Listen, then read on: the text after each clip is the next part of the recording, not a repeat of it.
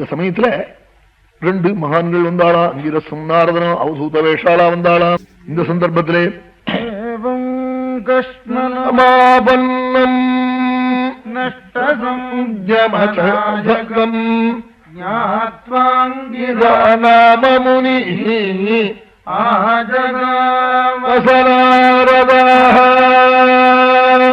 வந்தாள்.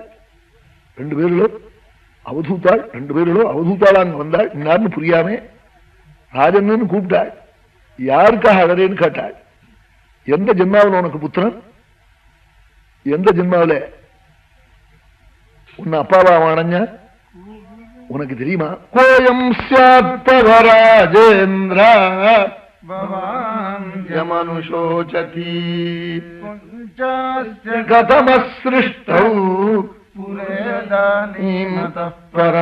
இதுக்கு முன்னாடி உனக்கு அவனுக்கு என்ன சம்பந்தம், இதுக்கப்புறம் என்ன சம்பந்தம், இப்ப என்ன சம்பந்தம் சொல்லு. இதெல்லாம் எப்படி எப்படி நதியிலே மணல் அடிச்சுன்னு வருதோ பிரவாகம், சில மணல் வாய்க்கால போடும், சிலது இந்த ஆத்துல போடும், சிலது பள்ளத்துல விழும். அது மாதிரி ஜீவன் அலைஞ்சின்னு இருக்காண்டா, வீட்டுக்கு வீடு, சரீரத்துக்கு சரீரம். அதையும் தவிர்த்து யதா புண்ணியானி ஹேமானி, மார்க்கெட்ல எப்படி தங்கங்க மல்லி எல்லாம் கல்கத்தா மார்க்கெட்ல இருந்து இங்க வருது, இங்க இருக்கிறது கும்போணம் போடுது, கும்போணத்துல இருக்கு திருச்சிக்கு போறதோ, அது மாதிரி ஜீவாத்மா அலையிறாண்டா, எத்தனையோ இடத்துல அலைஞ்சின்னு இருக்காண்டா. அதையும் தவிர்த்து இந்த தேகினோ தேகேன தேகினோ ராஜன்னே தேகாத்தேகோ விஜாயதே தேவயதா பீஜம் தேஹ்யர்த்தைவ சாஸ்வதா. அப்பாவுடைய தேகத்தினாலே அம்மாவனுடைய தேகத்திலிருந்து ஒரு தேகம் உண்டாருதா வந்தாண்டா புத்திரன். இந்த தேகம் அந்த தேகம் இந்த தேகம் எல்லா தேகமும் போடுண்டா. தேகி இருக்கானே ஆத்மாவன் சாஸ்வதண்டா. அர்த்தைவ சாஸ்வதா, அர்த்தம்னா பூமி. எப்படி இந்த ஊர்ல விளைஞ்ச நெல்ல வேணுமானா கல்கத்தா கொண்டு போகலாம், பம்பாய் கொண்டு போகலாம். இந்த ஊர்ல இருக்கிற பூமி இங்கதான் இருக்குமோ, அது மாதிரி ஆத்மா போக மாட்டாண்டா, சரீரம் தாண்டா போகும். பீஜாதேவயதா பீஜம் தேஹ்யர்த்தைவ சாஸ்வதா.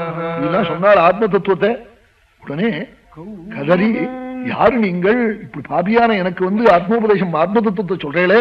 கௌவாம் ஞான சம்பன்னௌ மகிஷ்டௌ ச மஹீயசாம் அவதூதேன வேஷேண கூடாவிய சமாகதௌ. யாரு நீங்கள்? அவதூத வேஷத்தோட வந்திருக்கீர்கள். சில சாதுக்கள் பூமியில சஞ்சரிக்கிறாள், லோகக்ஷேமார்த்தமான கழுவப்பட்டிருக்கேன். சரந்தி ஹ்யவனௌ காமம் பிரம்மணா பகவத் பிரியா. பகவானிடத்துல அளவு கடந்த அன்பு அடைஞ்ச சில பிராமணாள் உலகத்துல சஞ்சரிக்கிறாள்னு கேட்டிருக்கேன். என்னத்துக்காக சஞ்சரிக்கிறாள் தெரியுமா? என் போன்ற பாபிகளுக்கு அனுகிரகம் பண்ணேன். மாத்ரிஷாம் கிராமிய புத்தி நாம் போதாயோன்மத்தலிங்கி. யார் யார் எப்படி சஞ்சரிக்கிறாள் தெரியுமான்னு ஒரு லிஸ்ட் கொடுத்தான் ராஜா.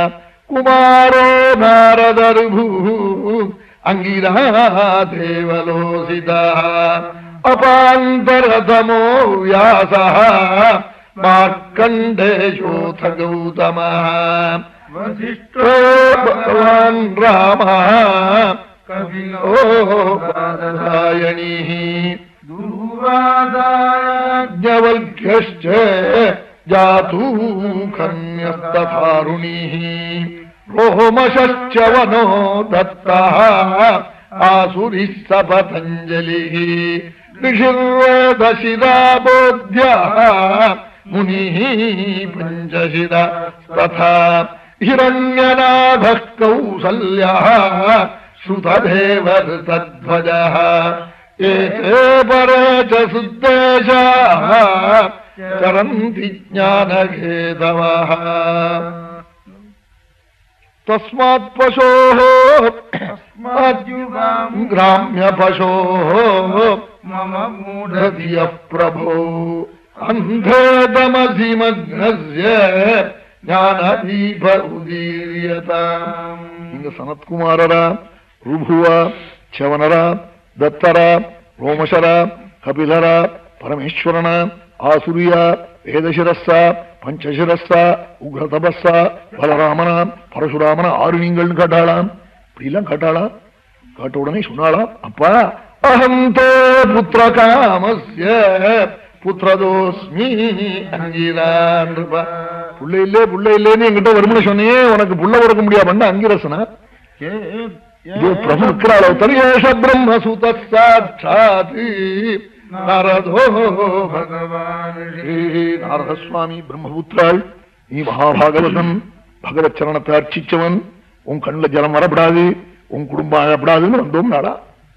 அவன் நீ அழறே, அவன் நீ மகாபக்தன், பக்தனான உன் கண் கலங்கப்படாது, உன் குடும்பம் அழப்படாதுன்னு வந்தேன்னான்னு சொன்னாளா.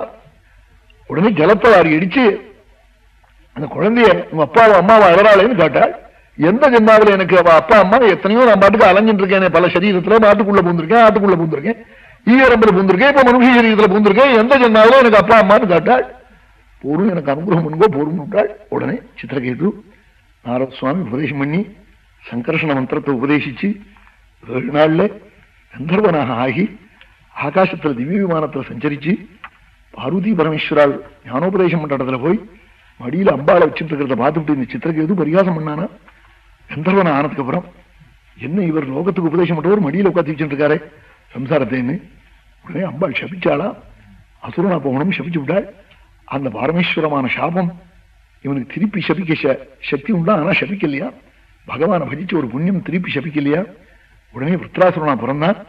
அந்த ஜென்மாவில் உபாசிச்ச புண்ணியம் இப்ப ஆசுரமான ஜென்மாவிலே பகவான ஸ்தோத்திரம் பண்ணி மோட்சத்தை அடைஞ்சுடான்னு இந்த கதையை போய் சொன்னாள். மங்களம் மருத்தாம் ஜென்மானு 7 மருத்துக்களுடைய உற்பத்தி சொன்னாள்.